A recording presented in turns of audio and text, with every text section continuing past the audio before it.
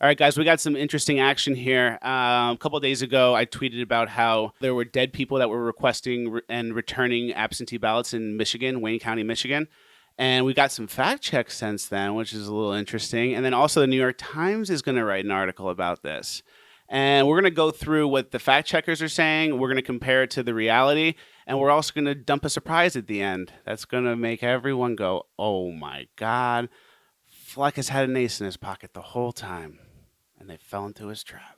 PolitiFact came out and said, no, a dead voter named William Bradley didn't vote in Detroit, which, by the way, isn't even really my claim. My claim was someone requested the absentee ballot for this dead man, William Bradley, whose year of birth was in 1902, and requested, filled out, and returned a ballot on behalf of that person. So this doesn't necessarily mean that this vote was counted. The state could have gotten it and thrown it out because they thought it doesn't make sense. That's what they've claimed. But who's requesting and sending out these ballots? A city elections official said the ballot was not cast on behalf of the elder brother Bradley, but when the alive Bradley voted, officials made a clerical error in recording the ballot. Oh, so it was a clerical error. So the New York Times messages me and they're like, hey, like, did you know that that thing you tweeted was actually a clerical error? And it's like, dude, I went on the Michigan voter website. I typed in a guy's name. I typed in his 1902 year of birth, making him 118 years old. And the website from Michigan told me that that person requested, filled out, and returned a mail-in ballot. That's not my problem. Go figure that out with the website, people. Go get it cleared out. You think that was it? Does that solve the case? Because guess what, everybody? I have thousands of names. We have thousands of names of people who are confirmed deceased who requested, filled out, and returned absentee ballots in this 2020 election in Wayne County, Michigan. The link is in the description on the YouTube video. Go check it out for yourself. Go try it for yourself. Maybe New York Times and PolitiFact is right. Maybe these are all people with the same name as other people and it was a clerical error. New York Times wants to write an article. Why don't you go talk to Michigan State voting, whatever, and have them clean their website up? Oh, they don't have to? Maybe the voting integrity is really good in Detroit. Did they all get rejected by the state? Like the fact checkers say, they gets rejected through the process? I hope so. I hope so. Out of these thousands of people, did none get through? If this is all clerical errors, then great. We're free consultants and we're helping Detroit with their voter integrity. We're cleaning up their voter rolls. Happy to help.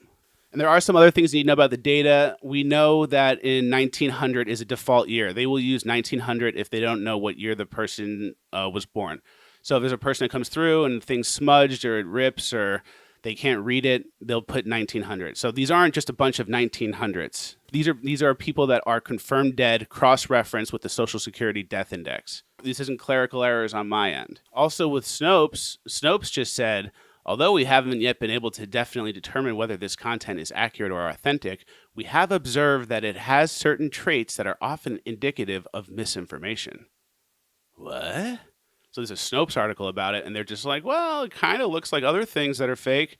Nice. So to sum it up, the fact checkers' main arguments are it was a clerical error, it was someone with the same name. Even if it did get requested in return, the state could still reject it. And that's fine. That's your stance. Stick to it. My stance is, why are there so many absentee ballots being requested, filled out, and returned on behalf of dead people?